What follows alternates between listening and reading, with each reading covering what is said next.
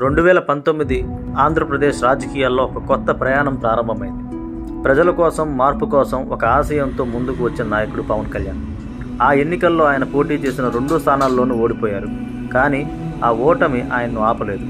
అది ఆయన్ను మరింత దృఢంగా మార్చింది. ఆంధ్రప్రదేశ్ రాజకీయాలు ఎంత కఠినమో, ఎంత క్లిష్టమో ఆయన ప్రత్యక్షంగా అనుభవించాడు.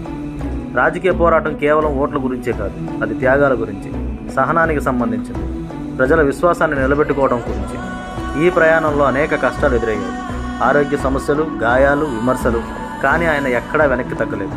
కొంతమంది నాయకులు దూరమైన సాధారణ కార్యకర్తలు మాత్రం పార్టీని వదిలిపెట్టిపోలేదు. వారి నిబద్ధతే జనసేనకు అసలైన బలం. కాలంతో పాటు రాజకీయ పరిస్థితులు మారాయి, పొత్తులు అవసరమయ్యాయి. ఎందుకంటే ప్రజాస్వామ్యంలో లక్ష్యాన్ని చేరుకోవడానికి వ్యూహం కూడా అంతే ముఖ్యం.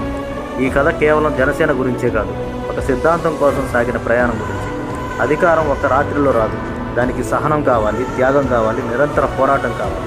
అందుకే ఈ ప్రయాణం ఇంకా కొనసాగుతుంది. ఇది ఒక పార్టీ కథ కాదు, ఒక నమ్మకం కథ, ఒక ఆశయం కథ, ఒక ఉద్యమం కథ. Thank you. జై హింద్.